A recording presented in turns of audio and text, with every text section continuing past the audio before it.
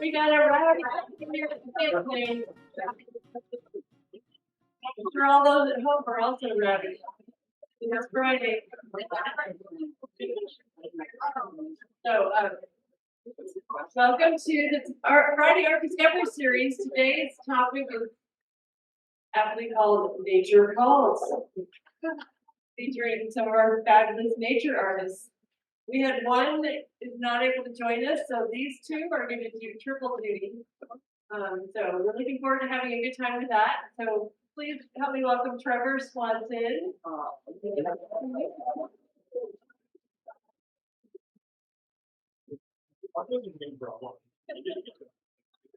And the amazing Cathy. Terrific Trevor and amazing Cathy. Yeah, so yeah, I could have tried harder than that. Got it. So you all know how to use your microphones. Talk in them like a ice cream cone. And our friends will let it know if they can't hear you. So yeah, so I want to start with having each of you just tell us a little bit about yourself, how long you've been an artist, and why you chose your respective medium. And we'll go from there. Well, I have been painting for a really long time. I'm from a family of artists. My great grandfather was a painter. My uncle and father were both painters, and the cousin picked it up. So it's kind of a family business, and I think everybody in the family knew I would be an artist when I was young. A lot of my teachers knew it. They would encourage me to do a little better on math, but they really liked my power portraits or whatever I was drawing on my math homework. So that's been 35 years as a professional artist, with its ups and downs and all the commensurate heartache that goes with it. I'm only 29, but I'm gray hair. But it has been a good long time, but I think it's one of those interesting things that I still feel like I have so much to learn in that process. Why did you choose? Oh, sorry, is there more about that? Oh, you have to speak in small things. Small things. And I know most people don't know this, but I'm very shy. So I'm not a good public speaker, just so you know. But it's what I've been trained in was oil. It was something I was very comfortable with growing up. And it's kind of the style that I was trained in is an old Dutch master style. And a lot of what it comes down to is that over painting technique, the control light, control detail. And do you tell stories with my hands a lot? So this will make sense as I say detail. But it wasn't something that, yes, back up. But I think the thing that I know everybody has their favorite mediums, but I think the thing that I like about oil is it's also very forgiving. So if I ever, go through the whole process of paintings is watching something come together, and if I don't like it, I can sand it off or I can change it. So it doesn't always have to be, I'm committed to this right away. So for me, that forgiveness of, make a mistake, live with it or see where it's going to go, there's something about that day to day which is very nice. Very excellent. And the opposite is true for the shooter. That was terrific, Trevor. Oh, thank you. So I also came from a fairly artistic family, but not a family of professional artists. But one of my very earliest childhood memories was a jet flying over. And my next early childhood memory was actually my mom drawing me a coloring book page, essentially, of this cow. And I have no idea why I specifically remember this cow piece that she drew, and I got to color it, and I love to color. Yes, I guess you guys probably would not be surprised to know that I like to color inside the lines. And so my dad also did woodworking, and he says he's not an artist, but he's definitely an artist and does beautiful woodworking, and grew up occasionally going to craft fairs, but it wasn't a profession. My brother was actually the more artistically talented of the two of us, and he ended up going into the computer industry. I thought I would go into the sciences. So my college degree was animal sciences with an interest in genetics. And then kind of my sophomore year of college, I realized that genetics was no longer going to a farm and saying, breed this stallion to this mare to produce this amazing foal. It was spinning centrifuges in a laboratory. And I went, well, that doesn't really sound like something I want to do. I don't really like chemistry classes or organic chemistry, so maybe I need to reevaluate this situation. And I had continued to do drawing just as a hobby for fun through college, and actually sold pencil pet portraits for $50 to some of my college friends, and some of my professors have some very early Cathy Cheater pencil drawings. And anybody who's gone to college knows you have no discretionary money in college, so I actually did a lot of pencil drawings on very cheap paper. Did you pay those classes though? Some of them, yeah. I gave them a discount for the A. And so I had done scratchboard in a high school art class. How many of you did some sort of version of scratchboard, either elementary school with crayons and then black on top, or yeah, how many? I see quite a few hands. And most people kind of actually remember doing that project, and I remember doing it, and I won an award in 9th grade for a migratory bird competition, doing some common loons in one of my very first scratchboards, and maybe that was why I decided to go with scratchboard. But I just love the dramas. They emerged came out of the darkness, and I love the detail that I could put in there. And animals, shockingly, have always been a passion of mine. And I remember thinking, this is the perfect medium for fur. Fur is like a line. Scratchboard is all made up of lines. It looks exactly like fur. And that was really the trigger for me, but I did lots of pencil drawing. This is very much a drawing medium, even though many of my works have color. That foundation of learning how to draw was crucially important to what I do now and see detail. And I've dabbled since then in oils and acrylics and watercolors and pastels and graphite and pen and ink and encaustics and gouache and like more or less I had to try every medium to make sure that there wasn't a medium that I was going to enjoy more than the one that I was doing. And I always came back to scratchboard. That's excellent. And there's not many people who do excellent scratchboard like you do. You're part of the Scratchboard Society of Artists. Yeah, so Trevor is not a member of the Scratchboard Society. No. So I kind of got immersed in scratchboard through an online community that no longer is very active called Wet Canvas. And it was when the internet was really becoming popularized, and there was this one really wonderful immersive artist community called Wet Canvas, and we ended up starting a scratchboard forum. And artists were learning about scratchboard because they were seeing the work that we were producing, and then more people were trying it, and it continued to grow and grow. And in 2011, 2011, one of the artists that was a member on there said, if I could get a gallery to hold a show of scratchboard artwork, would you guys send me work? And we were all friends just through this online community, and he organized a show, and he flew out there. It was Indiana in March, which anybody that's ever been to Indiana in March knows that the weather could be a little questionable, but it ended up being an absolutely beautiful evening. And the gallery was so full, it was standing room only, and we went to a restaurant across the street afterwards, and somebody recognized us as all the artists and bought us a round of drinks. And I thought, wow, damn, this feeding artistic is pretty damn cool. And so for several years, we just continued to get together as this online community, and eventually one of the artists said, well, you guys we're almost functioning like a society. We should start an organization of scratchboard artists to help elevate this little known medium as a fine art medium.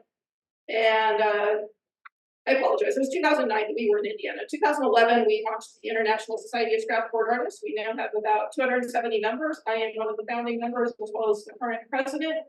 And we have members from 17 different countries, including some really cool countries like Iran, where you could think there would be scratchboard artists, young ladies doing her thesis on scratchboard and how it influences women in Iran. So it's been very fun for me to watch the growth of not just the organization, but the quality of the work that's produced by the members, and also just the team. It kind of spread across the globe, and we've had shows in Australia, Canada, and all across the United States. That was a big one. You wanted to know. No, that's great. But there's only 2 of us. Yeah, you have to kill all the time. I don't think it's going to be a problem. So you both have your beautiful mediums to work in, and sometimes some of our talks, we get kind of the nerd population up here because they know everything about animals. I always say I learn more about animals from my artist friends because you're sculpting, you're painting. We're going to talk a little bit about Bryce, I think, this sculpting. We'll say all good things. But Hollywood, hello, nature. Nature calls. I did not plan that, and nobody ever calls me, but I did decide what it is. That was perfect. We think they're funny. Okay. Let's get back to what is it about wildlife and nature that makes you feel like you have to put that on campus or public for us to enjoy it. You are an outdoorsman. Yes, please. Well, I think for me, what it is all about telling stories. And I think that everybody here has some kind of story at some point that there was one time I was like fill that in. What I do is I spend a lot of time out in the field and just seeing things, noticing things, walking slowly along trails and just watching how life plays here. And it's all these stories that I can't really put it into words very well. So it's like, this is what I need in order to describe, hey, Susan, here's this beautiful thing that I saw, or here's this exciting thing that I saw. And it's a way for me to communicate more clearly as far as what it is that I see out there. And so much of it is this leads to this, and this leads to this story. And so each hike come up with all these different ideas of this and that one day we saw beautiful things. Also, by the way, it's pretty huckleberries. Hiking. No, where you get that. So really what it is just for me to tell the story of things that are out there. The experiences that I have. So I feel very fortunate that I can spend a lot of my life out in the wild, places that people don't ever go to see, places that would travel to in Africa. But here, there's no longer access for people to go. And there's all these places that just don't even exist anymore. And even here in our desert, a lot of the places where there's housing developments, different places to walk all the time. You know, there's ATV trails, there's houses there. So in a weird way, I feel like we captured some things that we're losing. Is there do you have a favorite subject of animal that you'd like to? Well, my surfboard just don't sell. But other than that, I find I really like birds, especially our quail. I had another quail piece up here, just because they tell such great stories. There's such an interesting community when you watch how they all work together because they're all looking out for each other. You know, here in the desert, people see them, you go all these rookie birds, these dum-dums that walk around down the road and trying to drive, but you watch how they all interact, and the male will always be up, scout in the sentinel, looking out over the whole group. And then another male will pop up high, and they have that beautiful coloration. And say, hey, I'm up here, keep me first, I don't want everybody else to get away. And so they all kind of work in this big community, talking, chittering, chattering. And it's just, there's so much fun that you just keep, because I see them often, they come up with all these great stories, which is kind of how they interact. And they have to come from a signature desert bird, like desert. And when they have the babies. Yes. They are super cute. They're little colorful legs. Yeah. How do you have a lot of brushes, I know this, because I know you. And how many brushes do you think you might have? The first thing they do is gambling. But really what it comes down to is that it's my great grandfather was a farmer in Sweden. And one of his tools, one of the things you have to say is take good care of your equipment and take care of you. And so what I do is I take my babies home for a spa day or spa evening. I wash them in lukewarm water, non-soap, and I condition them with olive oil. And I actually give them a little massage. So every night, it's a ritual. When I eat dinner, one glass of wine, gotta wash my brushes before I do anything else. Because I spend more time with them than I do with my family. How many of you like to be one of his brushes? There's a bath every night. Massage. But part of the reason you have so many brushes is to give us different textures and fine detail. So Well, I do, and this is my OCD speaking, but it's, if you look in my space, I've got a couple cans, or I've got lots of cans brushes. Most of the cans are in the back. You see all the big cans. Those are the starter brushes. So they're a little bit more bristly. They're harder. They push the paint. They create those structures. And then that second layer of brushes that are still in the small cans, those are the medium-sized brushes. They're the ones that are like the framing stage in the house, where you kind of start the feather structure, or the color, the light and shadows are going to be. And then all the brushes that are in my little tiny cans, they're the finish. Not that I have favorites, but there are, you know, some prettier pigs amongst my pigs. Do the animal things. So I do kind of keep them all in the same can, and they do use them all. I really do. Some of them that is obvious. Trevor, do you name your brushes? No, that's crazy. That is just taking it to the extreme way. I mean, you think about this, I don't, you meant this.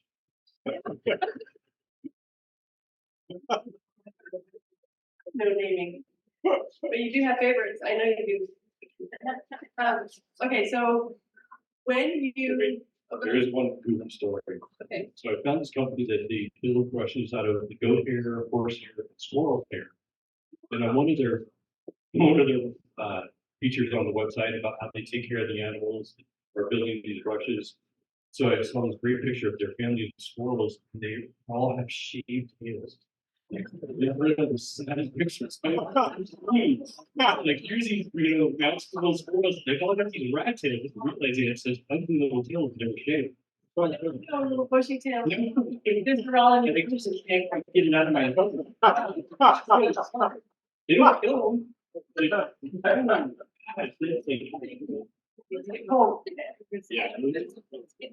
But that was going to be my next question. All of your brushes are natural hair brushes. Correct. Yeah. No synthetic. I've got a couple plastic ones. Okay. And they do an interesting kind of random pattern for flowers. They really only have a specific job. They only come out. Okay. And how many different kinds of natural animal hair make up your brushes? Squirrel, mongoose, horse, dog, boar, goat. Oh, that's pretty good. It's a squirrel. That is nature, yeah. You visualize their naked tails every time. Yeah, I don't think it's like they didn't kill them, so it's like I only feel this much. I know the goats, it's all their back hair because there's like pictures with stripes they cut them off. Okay, well, it don't really matter. Yeah, it just is. Crazy cat hair. I can try. So we have It sits still. I think it's bringing a cat. Okay, we're gonna come back to you because I want to hear some animal stories of when you've been out in the field and been inspired and possibly scared to death. But before we do that, Cathy, you grew up around birds, right? Your parents did what? I was brought by a stork.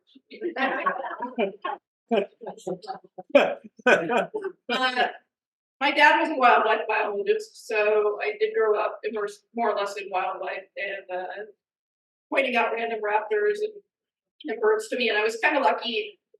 I think when you're a kid, you don't necessarily realize if you're lucky or not lucky until you kind of grow up and you have some perspective and you spend time around people that aren't necessarily similar to you. And so I grew up in a very, very small town in Eastern Oregon. It is the largest town for 2 hours in any direction, and it's actually two towns put together that have 5,000 people. But it happens to be on one of the migratory pathways, and they flood irrigate a lot of the pastures, as you can imagine. It's like agricultural land. Oregon, a lot of people think of as green and luscious, but Eastern Oregon is in a rain shadow from the Cascade Mountains, and it is a high desert. And it gets very extreme temperatures. So climate change has changed it quite a lot, but there are more cattle than people in the county. The county itself is one of the largest in the US, it's larger than 3 states. Rhode Island, and I don't remember which other 2 states. And so it's a lot of agricultural land, but it's very dry agricultural land, but they would flood irrigate some of these pastures, and the birds, massive flocks of birds would come and land in these pastures. And white-faced ibis, and a lot of wading birds, thousands of snow geese, and so I didn't know that this was something special growing up because I just assumed that lots of places have lots of birds and flooded irrigation pastures and whatnot. It wasn't until I left there and went, where are all the birds? Like, where do you guys go to see your birds? And I realized that this place is exceptional. And some of you may be familiar with it. It kind of made the news a few years ago. Mount Hero National Wildlife Refuge had a big hostile takeover where the government was involved. And yeah, that's about, I actually worked on that refuge one summer out of high school. But my dad worked for the refuge as part of the Bureau of Land Management, for the refuge, part of the Bureau of Land Management. And I completely have forgotten where I was going with this entire story and direction. But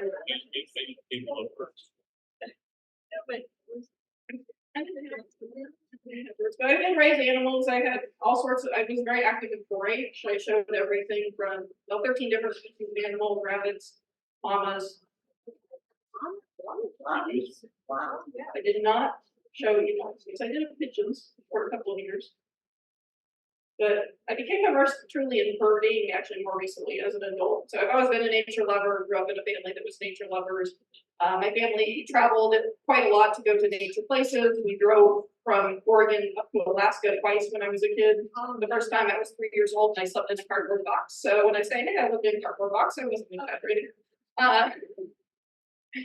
But yeah, I was very lucky to have a family that really valued nature. And I think I probably was sort of genetically programmed to love nature and the experiences that it brings. And we're fortunate that both of you can help translate what you've experienced and what you see onto beautiful canvas and board so we can enjoy it. So you definitely have all different, you've got your, I love the magnificent lion. Do you have a favorite animal that you like to do over and over? I do not. I am truly attracted to the diversity of nature. And I love all the shapes and forms. And honestly, if I wasn't trying to do it commercially, I probably would do a lot more weird animals that like you've never heard of. Like let's do a tegu or let's do a dole that some people would be like, what the heck is that? Why did you draw that coyote? It was really weird. Let's do an ostrich riding a cowboy that.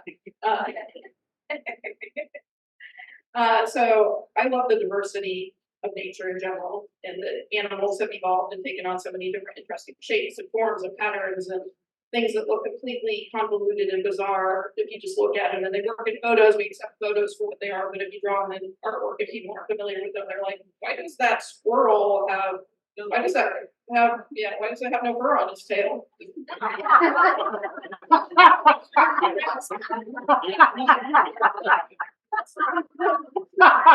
There's a whole different set of tools for that. Like your fur tools and then your tail tools. So we were talking about Trevor's 1,000 brushes. I was gonna ask you about your tools. 2007. I think I did bring it home, so I do have it back in the live, just so you know. Of thousands. Yeah, probably. So these are my set of tools. This is my whole tool box right here, more or less. Well, I didn't actually put my paintbrush in my tool, my set right here, but I do use a couple of paintbrushes for putting the ink on.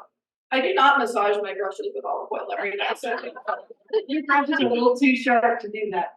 So my brushes, ink is actually incredibly forgiving to never even be rinsed. So I use the cheapest synthetic brushes that you can buy, like the children's school pack of 700 brushes for $11.99.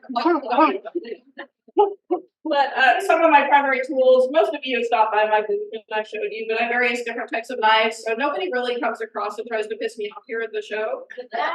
And well, there's a couple people might be missing fingers, but And again, we don't want you massaging those. That would be.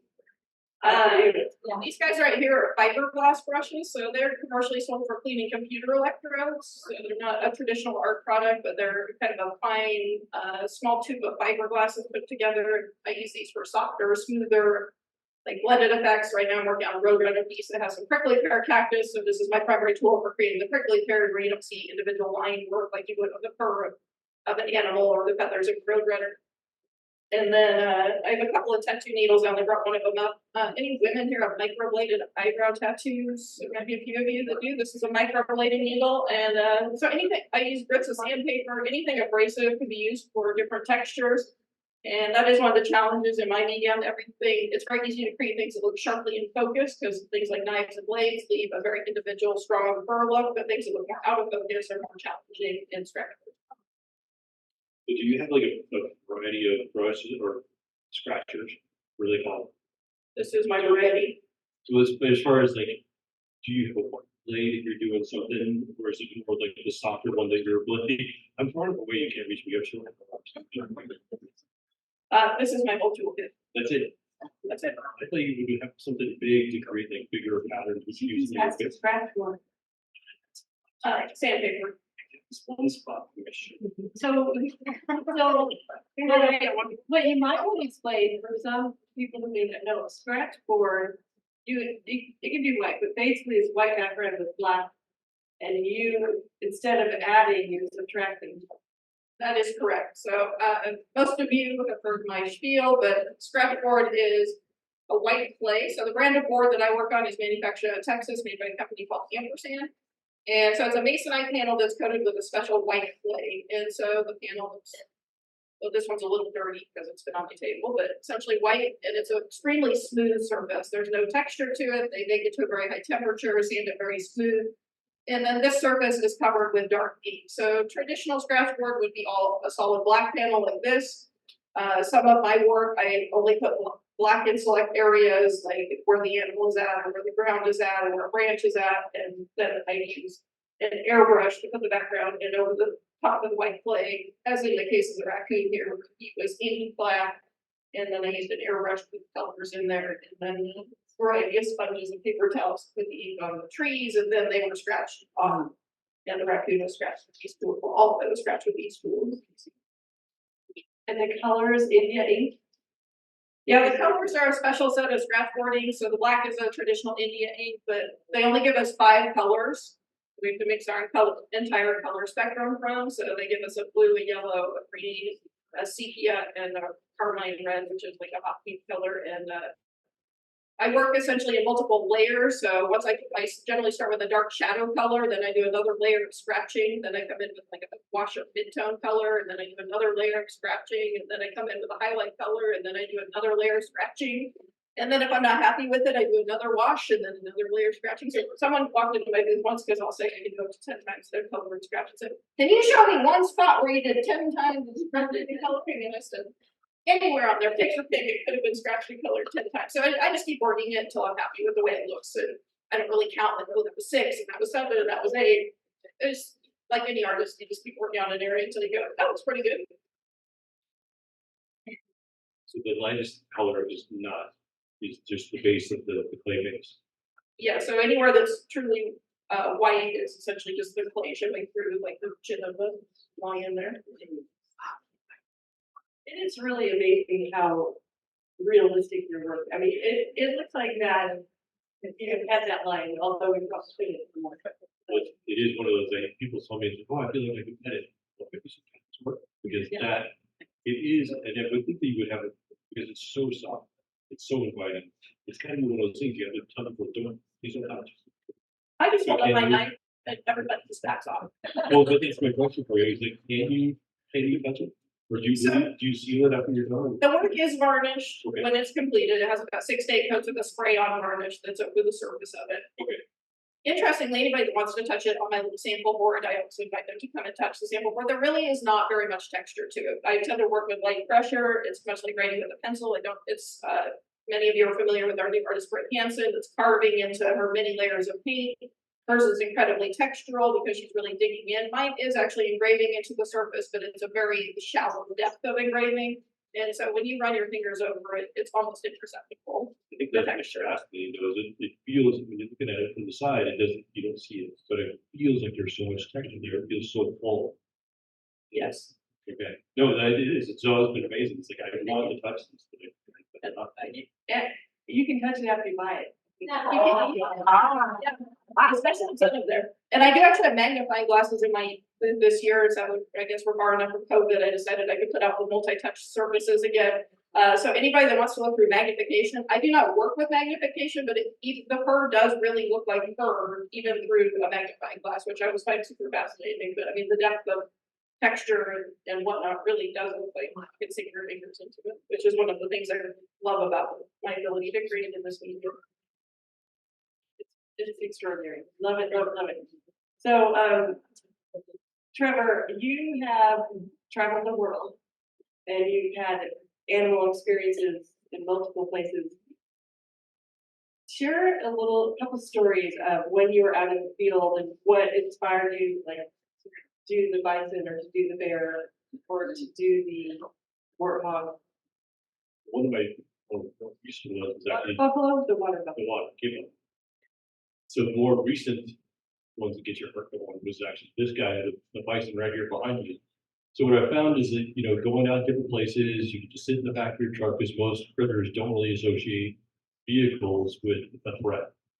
So what I've been doing is just kind of parking the truck, watching where things are going. This guy was part of a group of bison just kind of walking down the trail, and then all of a sudden he veered off, and so I had a nice little chair and a nice chest with a sketch pad and photo, and then sitting in the back of the truck in comfort. And he just kept coming, getting a little bit closer, and there's no one around. And he smashes my truck. Literally, I can't get out of the truck. I wanted to go running for him to chase me down. And then pretty soon, so at this point in the painting where I get up close to the back of the truck, like 12, 15 feet away, lifted his head, and he just did this big snort. And then turned and walked away with back with the rest of the group. But yeah, he was. It was not making any noise. He's very polite. I'm looking him in the eyes. Yes, you were very tough. Oh, you were super tough. You're the man here. But it's just one of those goofy things that you don't know how it's going to react. And then the bear right here that's next to it, we were actually up in I had a friend of mine that was the fishing guy, and I had to put him on a diet for the painting because he'd eaten so much salmon at this point that his belly was almost dragging the ground. But you get that moment, we were across the river from him, we had kept our distance, we were making a lot of noise, but we knew that there was bears all over. When he came out from behind the bush and just was coming up to the edge of the river right there, we knew he was there for salmon. But when he looked up and just kind of looked at us, he knew we were there. There's that moment where everything just, oh, man, what have I done? And so it just kind of, it was a last barometer. So it just, there's those moments where you just realize that how small you are, how you put yourself into these situations, but follow research. And our guide was great. He's like, don't worry, as long as don't get between you and the fish, and you're totally good. Yes, don't get between them. Yeah. Food, yeah. I'm gonna tell a story about Bryce at this point. So Bryce Pettit, Taco Bell. amazing sculptor, and his studio is right behind you all, to your right, immediately here.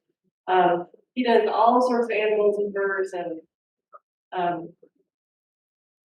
years ago, I would say 15 years ago at least, we were over at the old site, and the show was over, and we were in tear down. We have very active airspace today, the helicopters, jets. I think that's the Air Force guy, correct? They take off and land in the Scottsdale Airport, which is where my office is, and our windows will rattle when it happens. It's always, I still run out, I want to see it, even though it's happened many, many times. But go guys. So anyway, Jake comes in, he goes, you should go out and see what Bryce is doing. I go, okay. So I walk over, and he's sitting in the back of his pickup truck. Apparently pickup trucks and wildlife artists kind of go hand in hand. And I walk over there, and he's got some clay, and he might even have like a sketch pad, and I'm like, what is that? And I get a little closer. He had a roadkill jabalina, and he was doing a study, and I was like, oh. So not just the normal jabalina smell, which is, if you know jabalina, you smell them before you see them, but it was extra special. And I was like, oh my God, Brian, what are you doing? He was like, good. I have to do my research. So, these guys and women, you're hands on. You don't leave it up to somebody. I know you do all of your own, or most of your own photography. And I think most wildlife artists have some dead things in their freezers. Yeah. Yeah, it is kind of an obligation. Yeah. That's what my wife always has to reach around and say, what am I reaching in for? Well, just go slow. And if it's in a plastic bag, you don't look at it. I think currently we only have a couple whale in the fish. I have nothing in the hair so because I rent, so I don't know how she would really feed. She has got fish. I mean, she feeds her dogs fish, but I have not brought any roadkill on Thursday. Yeah, not good for at least space for sure. But I'm sure there's plenty more stories like that, and definitely many people remember Paul Reimer, who's been one of our sculptors and great friends, and he started as a taxidermist, so he would just tell you how you just like turn them inside out and plug them and put pins in them, and I'm like, wow, that's fascinating. Mm-hmm. Again, I've learned a lot from the artists about the wildlife and the animals, but I know you had an experience also when you were in Africa, and I think, you know, you have to be mindful and careful. And by the way, the Yellowstone buffaloes are very aggressive. They all are, but we were driving through one day, and there was one on the side of the road sleeping, and we kind of looked at him, and then we drove a little farther, and there was one walking right down the middle of the road, and we had nowhere to go.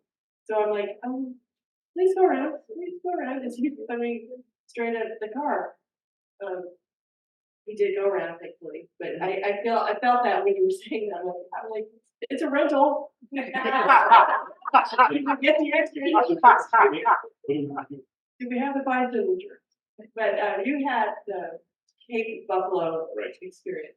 So we were in Africa quite a few years ago. This is with my dad. We were on a hunting trip. I call this one my Tarzan safari because as an artist, you don't always have as much cash as you'd like to throw around. So we got to piggyback with some other people's safari that we were along to kind of paint their journey, paint some of the adventures that were happening when we were on safari with them. So we also didn't get to sleep in the really nice cabins or the tents that they were doing. We just kind of slept in, did fly camps throughout wherever we were going. But one of the things that we did was we were working with some of the tribes in Botswana, and all the tribes work with the local government and the hunting groups that are there for their concession for meat. So they give their right to hunt however many zebra or Cape buffalo in exchange for the hunting camp to hunt those, and then they in turn give them back that meat and the hides. So it works out for everybody. There's money being exchanged, the government gets money, the tribes get the meat, the hides. So we were out hunting Cape buffalo in these little dugout canoes, and everybody is there just kind of balanced out together as far as the height and the weight in each canoe, rolling through the swamp land. We come across this great herd of Cape buffalo, taking a really big dude. By the time we got them all carved up and put back into the boats, there wasn't enough room for us. It was all was for meat. So we sent the boats back off, and we'd been there for an hour and a half each time carving this guy up.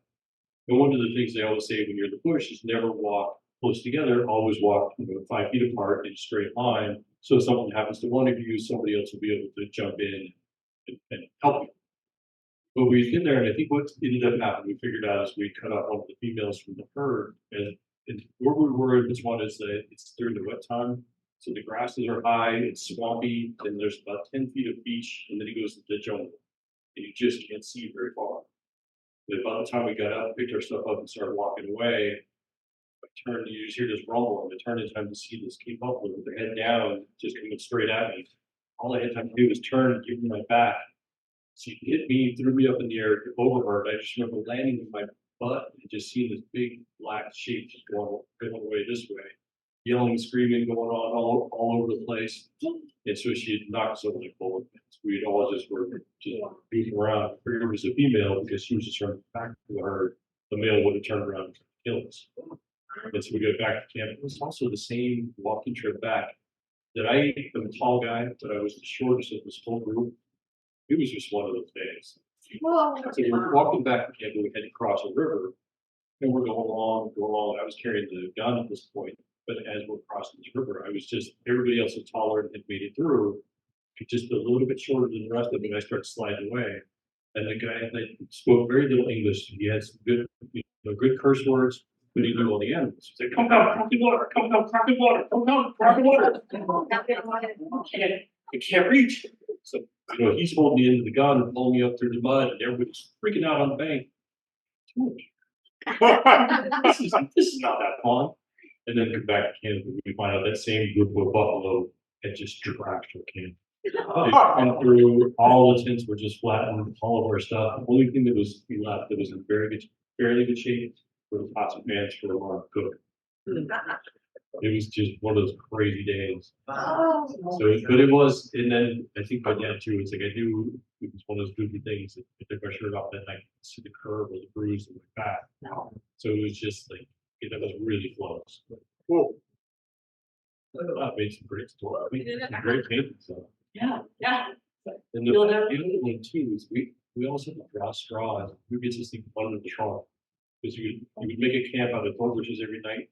And everybody either slept in the back of the truck or the lucky ones got to sleep underneath with the guns. I didn't want to sleep in the back of the truck. Because what does that mean? That you're gonna get attacked, the guy's one of these, I don't know, that's not a good idea. Yeah. So you give me an accident, here, so we can feel better. Just push the critter away and he will shoot it for you. So it's different more. So you go back. Yeah, yeah, we spent the money to do a nicer support. But we still. We had elephants that were very aggressive. And they had to do the same thing. We had a guy right up the window. And when they, so during that time, during the rut, you can tell they're not thinking straight. A man with something on his mind, they'll start to leak out of their eyes, so they're tearing up. So we had this big bull come up next to the edge of the window on my side, of course, just grunting, growling, his ears flapping, the trunk coming up to the window, and the same things. They don't make eye contact. We were very humble, just looking at him, and all you hear is just growl, just a deep. As he's making this noise, and just the ears flapping, and then pretty soon, the same thing, he flaps his ears and walks off. And just happens to shred a tree, lifts up the torch on the ground. You are that. And that was when we had our kids with us, and they just get back at night. I don't want to see them one of those. Very humbling. Very humbling. And back to the man yelling at you, he was saying crack in the water, like crack it down. Yeah. So yeah, cool. Yeah, I always knew when he cursed, we were in trouble. Have you ever painted a crocodile? Yeah, we painted almost every critter from that trip: warthogs, leopards, lots of key buffalo, lots of lions. It was a fantastic trip. You just go back to for lots of ideas. Good story. And you take photographs of these I do. critters? Okay. Do you also just do like a sketch reference? It depends if they're going to sit still or not. Okay.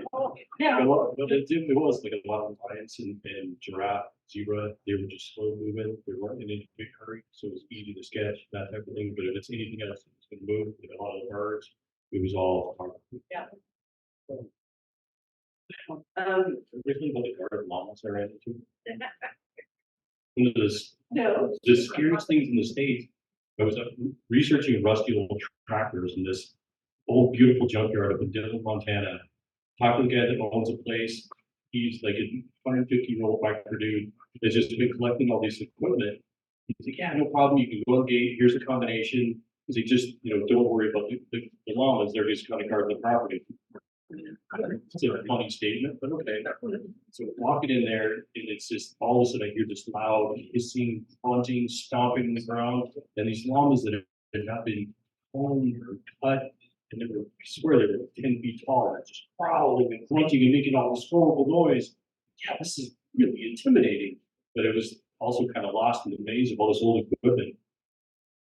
They didn't attack. They did not. No, they're just there to scare away the teenagers. Don't they? But you know something about them. No, I know a little bit about llamas. I used to raise and show them, and my parents or my mom still has them. And they do packing with them, so they take them up in the mountains and they carry all the equipment, and you just walk home, which is pretty nice. And they can make a few horrendous noises, so that behavior is pretty atypical towards humans. Usually, llamas are just not to be left alone by people, but they can be aggressive. They use it for guarding sheep and livestock because they will chase coyotes, and the coyotes like, what the heck? They may have mistaken Trevor for a coyote. Yeah.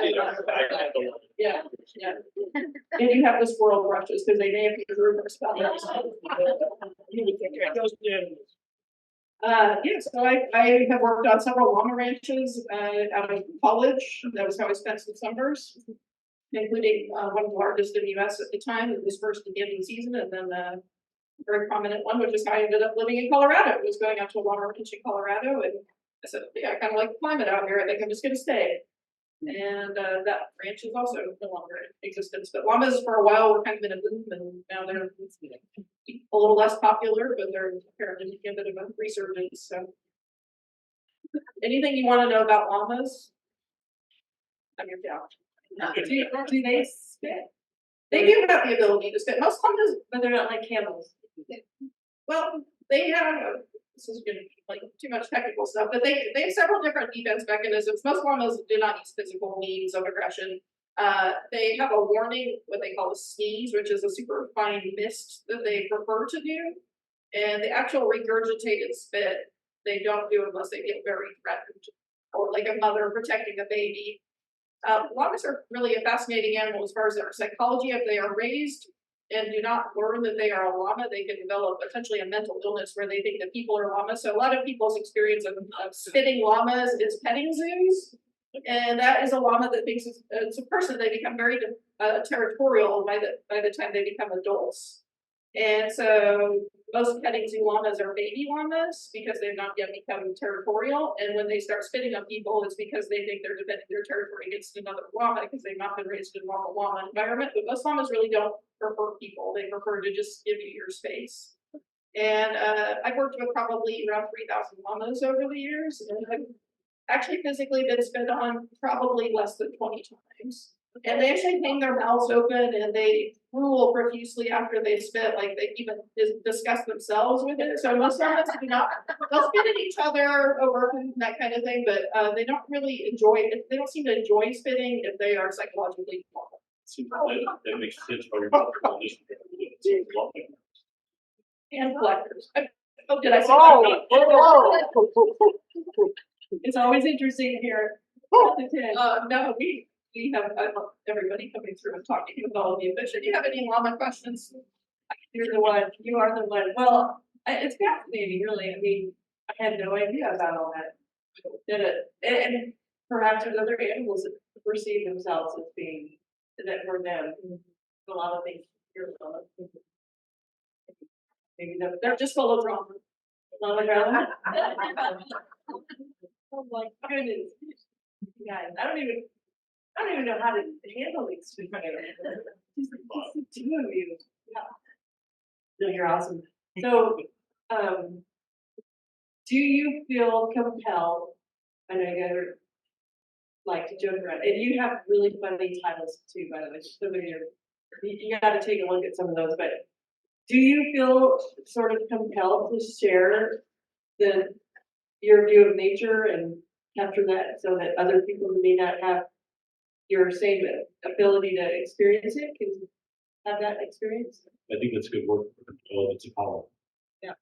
I think like anything like this, when you throw yourself into it, you're really passionate about what you're doing, and you get a little itchy if it's, a weeks are gone by and I don't hit because of pain or easel. There is something about that, and it is, you have all these different things like, oh, let me tell you about this one time. Let me show you this. It's such an easier way to do it. Let me just show you. I think like Trevor said earlier, we're losing so much of nature.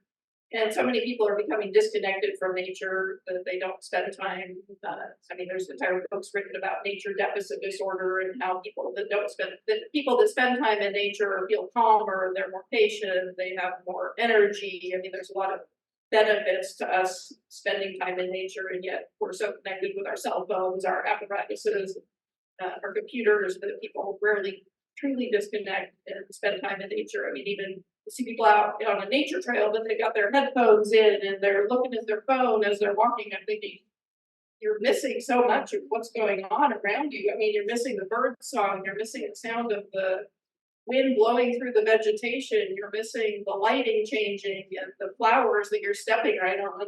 And so many people, they're out in nature, but they're not absorbing nature. But I always hope that my art kind of brings awareness to, I mean, obviously what I do is mostly animals, but just to the fact that there's so much beauty in nature that needs to be enjoyed. I'm one of those, when I go for a walk, I never wear headphones. I don't really walk and talk with somebody. I like to be by myself and exactly what you said, just really connect and pay attention. And, we are immensely blessed here to have, the surrounding area to look at and pay attention to. During the setup time here, especially we had a resident roadrunner, and he made himself at home. In fact, he was multiple times in either Jake or Doug's band, checking things out. I think especially Jake, I know would usually have some snacks. So and then of course we had the javelinas in the tent one year. That's been a while, but they got in one of the sides, and We found that they really like Big Newtons. Oh. We found, Big Newtons in Randy Galloway's drawer, and they got in and ate them and stepped on them. And then they had knocked over one of his paintings and they stepped on the back of the painting, so there's little Big Newton paw prints, or are they clover hooves? Hooves. And they're a pictionary, not a pig. Is that right? Is that right? Hickory tree. But yeah, I mean, we are in the middle of the desert, and sadly it is shrinking away, but we see more and more stories of bobcats on people's back walls, farther and farther into town. Of course, coyotes are everywhere, but it's all, there's so much beauty to behold, and it makes me happy when I have pieces of art I can look at them. If I can't get out there, you know, the art can take me there. And I do have a zebra. I've never seen one other than the zoo in real life. I've not been to Africa, but I have a Trevor Swanson zebra painting, and I have some Cathy collections. My newest one's in the office. It's in the program. And I'm like, I need that now. It's a fox. But it just, you know, again, part of the joy of what we do is bringing people together and helping to open your eyes to see the eyes through the world through the eyes of an artist. And if you can get these stories behind it, all the better. You know, you don't get that experience everywhere. Sometimes you get to take the painting home, but not the story. So that's the little magic right here. And you like you said, you tell your story through your art, but we can get you going too, talking about it. You don't write, but you talk. The question is, can we get it stopped? Yeah. Pretty good. I mean, that's pretty good. And it seemed like it was weird. Yes. I don't think it was. Yeah. Was anybody got any questions? Do we have audience questions? We might have a microphone that I couldn't make it work earlier, but it could have just been me. Yeah. Can you see if that's on? Beth? Not So you sure. can be loud enough. No, I don't have a question. No? I have a question. Because I've answered all your questions. I've done such a good job answering all your Yeah, I questions. know, Nice. I know. So we're here. I know. Cathy, where do you get your pictures and your photography? Really? Seriously? Where? Oh, thank you. Where do you get your? I love this raccoon. Where did you get a picture of the raccoon, the bear? I mean, how do you get your photographs? We know all about what Trevor. So like Trevor, I have been fortunate to travel quite a lot and go to various countries, and I've been to Africa a couple of times, not as many times as he has, but I've been to South Africa and Tanzania, and you never know when opportunity is going to present itself, so I almost always have my camera with me in my vehicle, and I spend a lot of time hiking out in nature, doing bird photography. You guys are blessed here in Arizona with many nature preserves. The raccoon is actually a composite image. So the head was from one photo, the body was from a second photo, the tail was from a third photo. So a lot of my work is actually photoshopped together. They're cranking animals, but I make them into a piece that tells a story or I love fun and whimsical animals.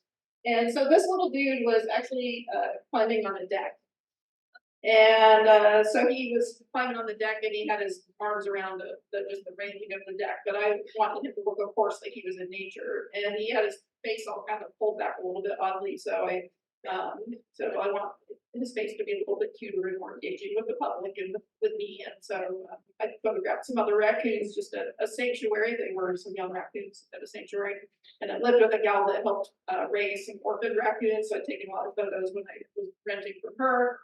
And so I had a bunch of raccoon reference photos, and probably like Trevor, we take photos wherever they present themselves, and probably you do a lot of compiling several images together as well to come up with compositions and layouts. But occasionally, most of my work does come from my own photography. Occasionally, I get permission from another photographer to use their photo, and I'll ask them, get written permission from them. Many of you may be familiar with Upside Down Baby Owl. It's the cover of my book. And that was a photograph taken by a friend of mine in Lowell County of a baby screech owl. And I just saw that. It's like, oh my gosh, that's so cute. Can I use that photo? So while I do prefer to use my own, every so often, some of the super fun, cute, whimsical ones are other people's photos that I have got permission to use their images. But who's behind me? The bear. So I go to Yellowstone Grand Tetons almost every year. I try to go up there and certain times of the year are better. So I often go in the fall when the bears are kind of fattening up and getting ready to hibernate. And I'm a dusk and dawn shooter, which a lot of wildlife photographers, we try to get out early in the morning or later in the day because the lighting is better. But then I'm also a stay out all day type of gal. So unless the light is absolutely terrible, which in case I might go back. But sometimes it's not even about the light, it's about the experience, about seeing the animal at the right time. And as Trevor and I said, well, we probably won't really have a rumble filling an hour because if you spend enough time in nature, you have hundreds and hundreds of stories of scary ones like he's had, which I've had some of those as well. Beautiful scenes that you've seen that just can't even, are uncapturable in our photograph. A very fond memory of this moose that this was when I was college. I drove to Yellowstone myself. I was working in Colorado, going to school in Oregon, said I'm going to detour up through Yellowstone, got up at dawn or before dawn, found this beautiful bull moose laying out in this dewdrop filled field. Dewdrop, every blade of grass and drops of dew, exactly. I try to be very, very respectful of the animals when I'm doing photography. I try to stay at big distances to where they're not reacting to my presence. And so I'm very slowly working my way around to get good lighting on this bull moose laying out in this dewdrop field. And I'm almost in position. He's chewing his cud. He's as relaxed as can be. And a tour bus stops on the road. And Japanese tourists jump out and I'm not joking, run at the moose. And of course the moose leaps up and practically runs over me because he didn't even hardly know I was there. And all I have left is this memory of this dewdrop filled field with this moose. And I didn't even get a single, well, I think that's a very distant, terrible photos with bad lighting before I got around to the good side. So sometimes what exists of nature is our experiences and not your work that's ever been created, but someday maybe that moose will be connected. We are so blessed to have. We are very blessed to have so many beautiful national parks, and Yellowstone and Glacier and Teton are all exquisite, but definitely overrun with people. And what's that Facebook page? Tour-ons of Yellowstone. Yeah, I shake my head. I've already told the story about the lady who lost her pants from the bison, so I won't tell that again. If you haven't heard it, it was a YouTube. Some husband and wife was in their car watching these bison come by, and all of a sudden they go, "Oh no! This lady gets butted by this bison," and the lady like, "Oh my gosh!" And the man goes, "She's not wearing any pants," and she doesn't have any pants on. He goes, "Nope, not anymore." They were hanging off the bison's thing. And they finally retrieved the pants and the keys, and she was okay. And like he took her pants right off. So you be careful around those bison, okay? Watch yourself. And wear a tight belt. But I mean, if at all possible, keep your distance. But like a couple people said, they sometimes will walk up to you and there's nowhere you can go. But don't look them in the eye. Don't like them. Right. But I have a question about this lion. Did you meet him?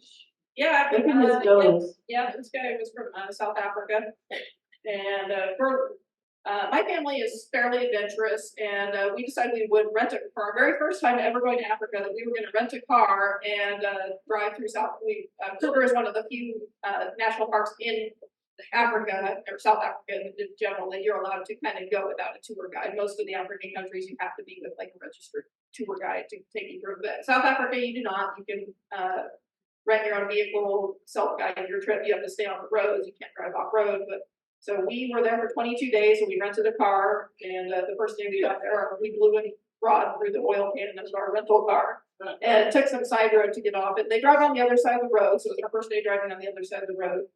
And it took them 8 hours to find us and to bring us a new rental car because we'd taken some side road trying to get off the main highway to be away from traffic. And the guy kept calling us and going, so where are you? And we had a cell phone that worked in South Africa at least, and we said, we even had a GPS, we gave him the GPS coordinates, and he had a GPS, he couldn't find us. Where are you? Oh my 3 hours later, where are you? So yeah, we initially early in our trip kind of had bad lion karma, but later on in our trip, bad lion karma not being that the lions attacked us and we all died, but bad lion karma, and that we would arrive at a scene where there was a bunch of people, and we said, oh, what do you see? And they would say, oh, you just missed it, the lions just left. And so it took us quite a while, but we did eventually end up with some good lion karma. We spent just a few days at a privately owned camp called Swanson Sands, and there was at the private camp we rode along in a safari vehicle with guides, and they knew where to go to get the animals, and they radio back and forth with each other and say, oh, there's lions over here or not, and got some amazing photos. Probably got more good photos in the 5 days that we were at Swanson Sands than I did the 20 days that we were in Kruger, but. It was quite an adventure, and maybe it would have been better if it was our second Africa trip that we did the self-guided thing, but we had a great time. And the great thing about doing the self-guided was I wanted to sit and photograph something for an hour and a half. I didn't have other people saying, oh, I'm tired of looking at the lions. Can we go on and do the next thing? And when we went to Tanzania, we were with a larger group that, for the most part, they were pretty tolerant, but there was definitely a few times I would have stayed longer doing some sketching and observations that I could, tour wants to carry on with anybody with this. And so, yep, lots of photos of lions, leopards, elephants, giraffes. We did have an angry bull elephant as well, maybe not quite as dramatic as yours, but where we kind of had to speedily leave the scene. And then we managed to get a rental vehicle. Well, in Tanzania, our guide thought he could get a better view on a pride of lions by coming along this lake shore.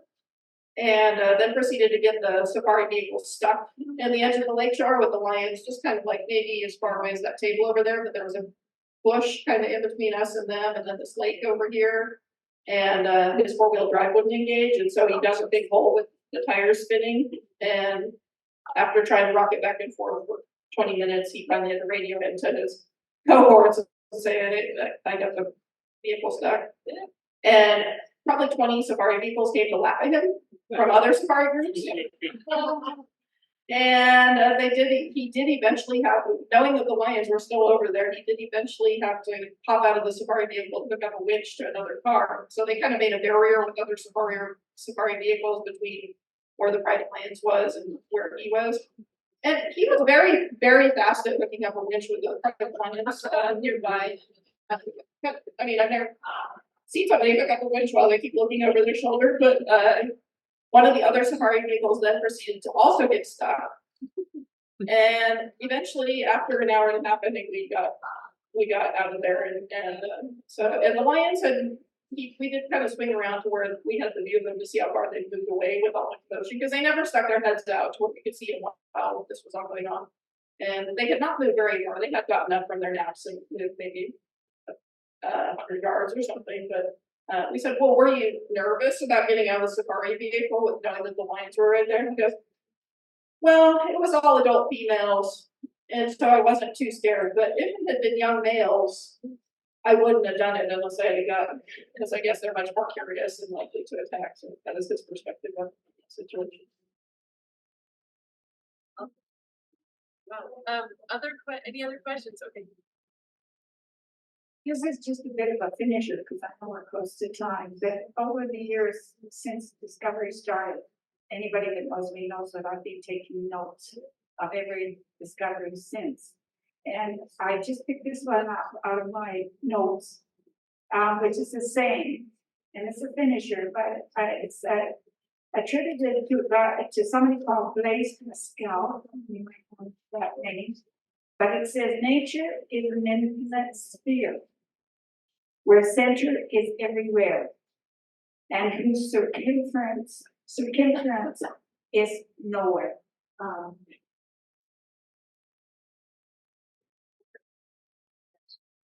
So thank you, Wendy. That was lovely. Yes, thank you. So before we depart, we have a special treat tonight. We've got some door prizes. So a few of you have chairs that have a red dot, which is fitting here for the art show.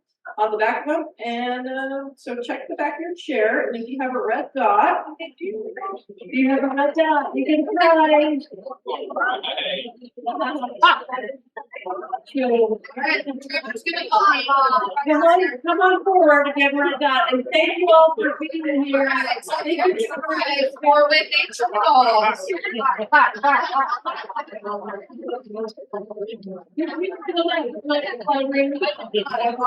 Thank you.